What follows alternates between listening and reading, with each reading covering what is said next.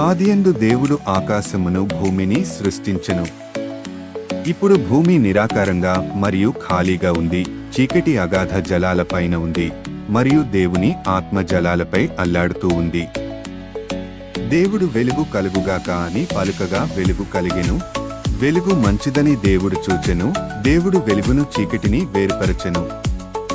దేవుడు వెలుగునకు పగలనియు చీకటికి రాత్రి అనియు పేరు పెట్టెను. అస్తమయమును ఉదయమును కలుగగా మొదటి దినమాయెను. మరియు దేవుడు జలముల మధ్య ఒక విశాలము కలిగి జలములను జలముల నుండి వేరుపరచును గాకని పలికెను. దేవుడు ఆ విశాలమును చేసి విశాలము క్రిందనున్న జలములను విశాలము పైననున్న జలములను వేరుపరచెను. ఆ ప్రకారమాయెను. దేవుడు ఆ విశాలమునకు ఆకాశమని పేరు పెట్టెను. అస్తమయమును ఉదయమును కలుగగా రెండవ దినమాయెను. దేవుడు ఆకాశము క్రిందనున్న జలములొకచోట కూర్చబడి ఆరిన నేల కనబడును గాకని పలికెను. మరియు ఆ ప్రకారమాయెను.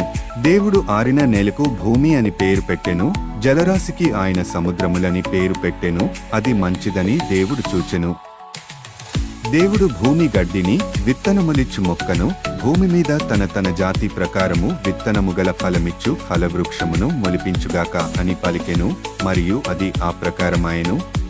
భూమి గడ్డిని ఆయా జాతి ప్రకారము విత్తనములిచ్చు మొక్కలను ఆయా జాతి ప్రకారము తనలో విత్తనము గల ఫలమిచ్చు వృక్షమును మొలిపించెను. దేవుడు అది మంచిదని చూచెను.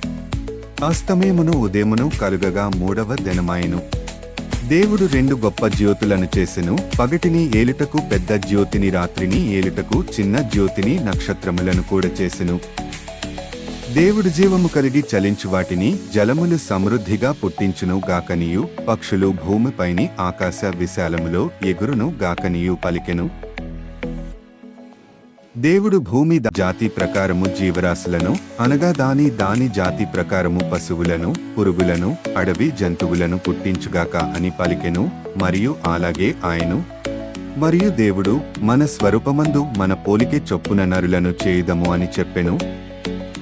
దేవుడు తన స్వరూపమందు మానవుని సృజించెను. దేవుని స్వరూపమందు వాని సృజించెను. స్త్రీనిగాను పురుషునిగాను వారిని సృజించెను.